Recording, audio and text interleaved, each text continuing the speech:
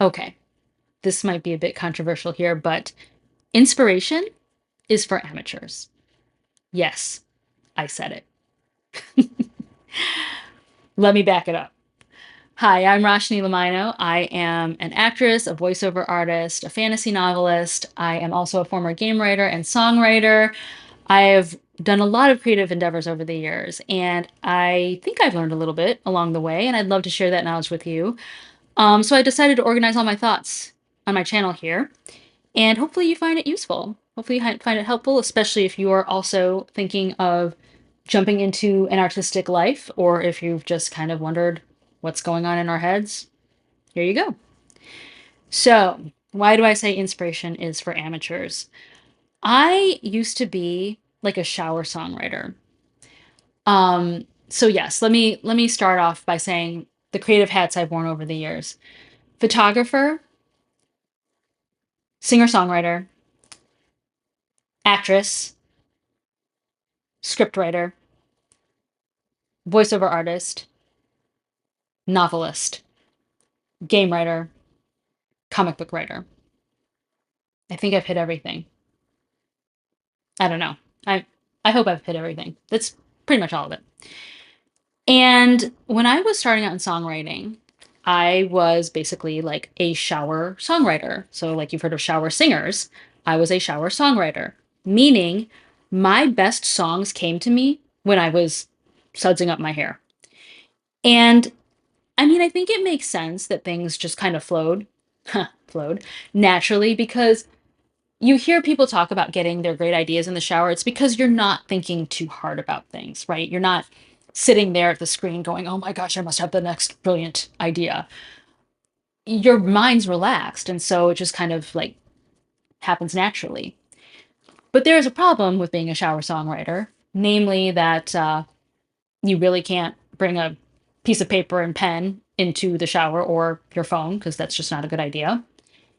And I remember when I was doing my first album, my first full album in Nashville, we decided on a 4-month production process. 1 week of pre production, 2 weeks of actual production, recording, and then 1 week of post production.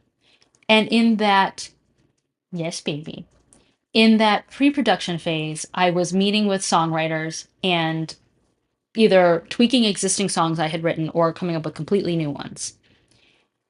And I'm trying to remember now because it's been a while, but that first album, I want to say like half of them, maybe even two-thirds, were brand new songs that I wrote in that week. And then the other half or one-third were songs that I had brought in. You just screamed so much. Were songs that I had brought in that the guys helped me tweak. And what I learned from writing in Nashville is that songwriting is an actual discipline. Like these people are turning out like hundreds of songs a week. A week. Like I was like, "Oh my gosh, I'm lucky to come up with a great song, one great song in a week." What do you mean it's taking them, they've written like 50 to 100 songs in a week. And by the time I worked with these people in Nashville afterwards, I was also able to come up with good songs faster. They were just that talented, and I learned so much from working with them. We would have, I kid you not, we would go in hi baby, the studio at 9. By 3 o'clock end of day, we had what would probably be a hit song. These guys were just that good. But it also taught me that creativity is a discipline. It's a muscle, and you have to work that muscle. It's not something that you just hope something comes from the ether and boom, I have a hit song. I have a brilliant novel. You don't wait for inspiration to strike, you know? If you do that, you will actually never create a good song or a good book or whatever. So, how do you how do you get beyond that? If you're like, "Okay, I wanna write, and I want to create good songs, and I wanna write my novel, and I'm waiting for inspiration, and I don't know how to exercise this muscle." There's a lot of things you can actually do to sort of inspire the inspiration, shall we say. First thing is, you probably heard this, is write daily. Yes and no. I will say write daily, asterisk. We'll get to the asterisk in a minute. But like I said, it's a muscle, right? So just like you'd go to the gym every day, every other day and work out, it's the same kind of thing. You're gonna, yes, flick that tail. He's working his tail muscle right now. You would write daily. Even if you write 100 words this day and you write 1,000 words the next day, it's great to have a goal. Like, oh my gosh, if I can get 1,000 words out today, I'll be happy. But you don't have to hit that goal all the time as long as you're working the muscle in some fashion. Yes, I know you have a tail muscle. Good job. The asterisk comes in there. You should also take breaks. Okay. I know. Rashni, you said right daily. If it's not coming to you, get a change of scenery. Go take a walk. Clear your mind. Get out of the house for a little bit. Um, Mix it up. Go right in a coffee shop instead of at home. Whatever. Change it up a little bit because sometimes that changing helps, right? Why does walking in the midst of a writer's block help? It's like the equivalent of showering, right?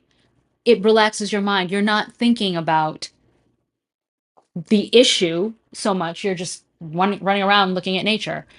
And it just sort of calms your mind a little bit and unlocks it so you can move past that point. Or just do something else entirely, like, okay, I guess I'll do it admin work now instead of, and clean up my email inbox instead of, focusing so hard on this chapter. But definitely take breaks. Not too long. Don't go, a couple days, but definitely take breaks every so often to sort of clear and reset your mind. Another thing is don't judge as you go. If you are, especially in first drafting, if you are like, oh my gosh, no, I don't like this. No, no, no, no, no. Um, that will stop your process dead in its tracks because you're going to be like, well, what about this? Well, what about that? One thing I do find useful is this. I could do this in Google Docs. I can't do this now because of the program I'm in. Although, Atticus, if you're watching this, please add this feature in. One thing I would do in Google Docs is I would write, and then I'm like, oh, I should check on this. Oh, I need to figure this out. And you can do like a note highlight in Google Docs, and I would note it and highlight it to look at later, you know? And that was a helpful way of plowing through my draft without stopping the momentum. Um, I can't do it in my current program, unfortunately. But in general, you don't want to stop. You want to keep writing. Even if it's messy, whatever, you can always tweak it later. It's fine. Just train your brain to accept that this is the routine. So we're going to write now. We're not going to stop and start. If we need to make a little note, we can. But we're not going to sit there and nitpick over every little thing. You know, just get it out. Just get it out. It's what do they say, 10,000 hours to become a master at something, right? That level of like, you know, first chair orchestra players or, great basketball players or something like that. It's 10,000 hours to become a master. You need to put the 10,000 hours in for sure. And I know they say practice makes perfect. My old theater teacher used to say practice makes permanent. Her reasoning behind that was if you practice something and you practice something wrong, you will ingrain it in your head to do it the wrong way. So you need to make sure, however, you are practicing, you are doing the correct technique. You're practicing it correctly. You're memorizing the lines in the correct lines or something because practice makes permanent. So, for what it's worth, practice makes permanent. Make sure that your routines and your rituals are helping you achieve a high level of not perfection because nothing's perfect, but a high level instead of being sloppy and cutting corners. And speaking of routines, create routines that help you get in flow. Okay? Maybe you always write in a certain corner and you like to light a candle and that sort of says to your brain it is writing time, maybe you put on your favorite album or a certain I actually used to study to movies. So I would put on a movie I'd seen before and like let it play in the background. So your mind's like, okay, cool. It's work time, you know. We've got this movie in the background that we can work to. You do it at a certain time of day. You know, I always write at 3 o'clock. You know, the kids are at school at 9, so I always write at 9. You know, from 9 to 1. I know I have uninterrupted time. The ritual actually sort of, I think it also helps your brain a little bit kind of get into that groove. I have a ritual, and I don't always follow it, but I'll usually go to bed like around 9 o'clock, and I'll bring my journal with me. I bring a book with me and a pen, and I write. I'll look at the last thing I wrote. I usually stop mid chapter, and I'll write that last sentence of that last chapter, and then I'll continue writing in my journal book. Doesn't matter how many pages I get out. I just kind of write till I'm done. And the next morning, I will transcribe it into my word processing program. So I'm writing everything from last night I'm typing it out into Atticus. And then usually it's enough to keep the momentum going that I can keep writing more on top of what I wrote the night before. I don't know what it is. It just somehow tricks my brain into thinking that like I wrote more than I did. And it just sort of keeps me in flow because now the story is like fresh in my head.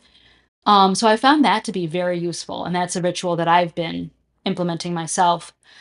Um, I even have rituals. I mean, Riley the cat always sits on my. Did you hear that? That was my stomach. Oh my gosh, I gotta eat lunch. But yeah, Riley the cat will sit on my lap and keep me there, you know, and he'll just fall asleep and I'll be like, okay, I guess I'm writing now. Let's start typing. So those little rituals and stuff help for sure. Um, but yeah, the thing is, you want to get used to working that muscle and getting in that habit of creating daily or close to daily.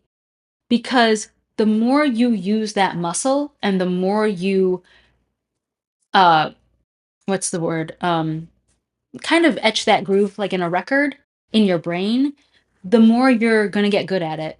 You're putting your 10,000 hours in and you'll be a master. And pretty soon, you're not going to have to wait for inspiration to strike because you will be inspired all the time, you know?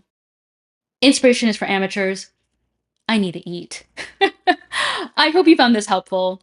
If you did, tell your friends about it. Hit all the buttons, you know, to like and all that stuff. If you want to keep this, ugh, I told myself I wouldn't edit these too much. So if you want to keep the discussion going, there is a Discord. You can find it in the show notes. You can read my fantasy books. They're also in my show notes. Support the channel. Leave a comment. Say hi. Let me know if you found this useful. I hope you did. Tell me if there's any rituals that you have to keep you inspired. I'd love to hear them and implement them in my day. And get out there and create your art because the world needs art right now. And I need lunch. So have a good day, and I will talk to you soon.